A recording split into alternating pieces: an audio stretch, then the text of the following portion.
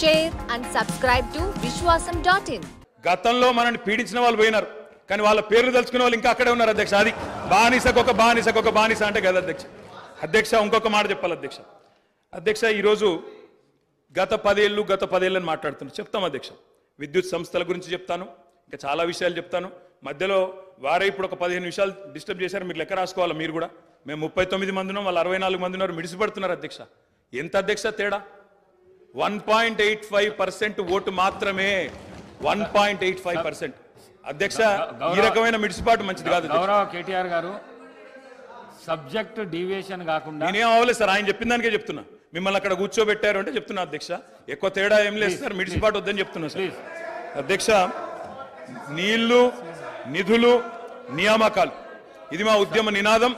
దాన్నే అధ్యక్ష వారు సమాధానం ఎట్లాగో చెప్తారు చెప్పండి సార్. సమాధానం ఎట్లాగో చెప్తారు. Leader of the house. Speaker sir,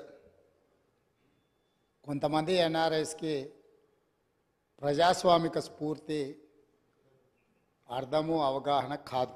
మనం ప్రయత్నం చేసినా కూడా వారు తెలుసుకునే ప్రయత్నం చేయరు. ప్రజాస్వామ్యంలో 49కి 0 వాల్యూ ఉంటుంది, 51కి 100% వాల్యూ ఉంటుంది.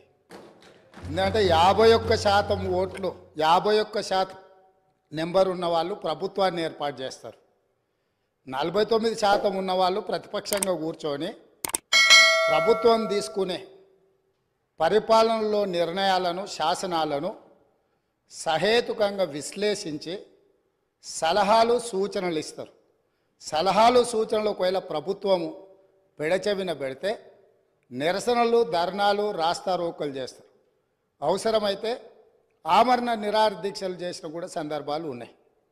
ఆ స్పిరిట్ను తీసుకోవాలి తప్ప వాళ్ళు 64 ఉన్నారు, మేము 39 మంది ఉన్నాం, మేము అచ్చోసిన ఆంబోతుల్లాకున్నాం, మేము పోడియంలోకి వచ్చి కుస్తీలు కొట్లాడతాం, ఈ రకమైన భాష వారి గౌరవానికి కానీ ఈ సభను నడిపించుకోవడానికి కానీ సహకరించదు. రెండవ అంశం, పదే గత పాలన గురించి, గత ప్రభుత్వాల గురించి మాట్లాడుతున్నాను. సరే, వారు ఏం మాట్లాడతారో మొత్తం విన్నాక రిప్లై చేద్దాం అనుకున్నాను. కాకపోతే నా రిప్లై కోసం వారు తహతహలాడుతున్నారు. గత పాలనలో యూత్ కాంగ్రెస్ వైస్ ప్రెసిడెంట్గా కల్వకుంట్ల చంద్రశేఖరరావుకు అవకాశం ఇచ్చిందే కాంగ్రెస్ పార్టీ. సింగిల్ విండో డైరెక్టర్గా ఎన్నికల్లో పోటీ చేయడానికి ఇస్తే కాంగ్రెస్ పార్టీ తరఫున నిలబడి ఓడిపోయిందే చంద్రశేఖరరావు. గత పాలనలో ఎంపీగా గెలిపించిందే కాంగ్రెస్ పార్టీ. గత పాలనలో షిప్పింగ్ మినిస్టర్ ఇచ్చిందే కాంగ్రెస్ పార్టీ. ఆ తర్వాత కార్మిక శాఖ మంత్రి ఇచ్చిందే కాంగ్రెస్ పార్టీ. అంతెందుకు ఇక్కడ సభ్యుడు ఉన్నాడు, వారు కూడా వారి కుటుంబ సభ్యులే. ఎమ్మెల్యే కాకుండానే మంత్రిని చేసి తర్వాత ఎమ్మెల్యేగా ఎన్నిక చేయడానికి సహకరించిందే కాంగ్రెస్ పార్టీ. ఈరోజు వాళ్ళు ఏ పేరైతే వినోద్ అనుకుంటున్నారో ఆ రాజశేఖర రెడ్డి గారే ఆ మంత్రివర్గంలోనే గత ఆర్థిక శాఖ మంత్రి, సిద్దిపేట ఎమ్మెల్యే గారు ఎమ్మెల్యే పదవి లేకుండా మంత్రిగా ప్రమాణ స్వీకారం చేసిండ్రు. రాజశేఖర రెడ్డి గారి నాయకత్వమే ఈ దేశానికి బలమైన నాయకత్వం అని అందులో పనిచేసిండ్రు. మూడవది, పోతిరెడ్డిపాడు పొక్క పెద్దది చేసినప్పుడు కీర్తిశేషులు నాయన్ నరసింహారెడ్డి గారు కడప జిల్లా ఇన్ఛార్జ్ మినిస్టర్. ఆ రోజు కొట్లాడింది పోతిరెడ్డిపాడు మీద కీర్తిశేషులు పి జనార్దన్ రెడ్డి గారు. పోతిరెడ్డిపాడు పొక్క పెద్దది చేసినప్పుడు ఇక్కడ ఉన్నోళ్ళు ఎవరు ప్రాణత్యాగాలు చేస్తామని ఎవరు కొట్లాడలే, ఎవరు మాట్లాడలే.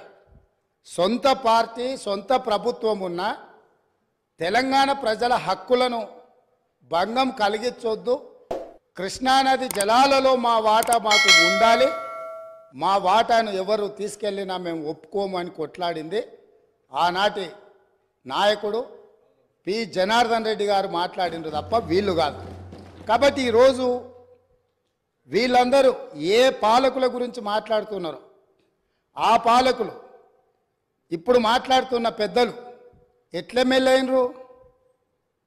వాళ్ళ తండ్రి గారి గురువైన చంద్రబాబు నాయుడు గారి పార్టీతో పొత్తు పెట్టుకుంటే ఆ పార్టీ మద్దతుతో ఆ కండువ కప్పుకొని సిరిసిల్లలో కష్టపడి పనిచేసి నిర్మించుకున్న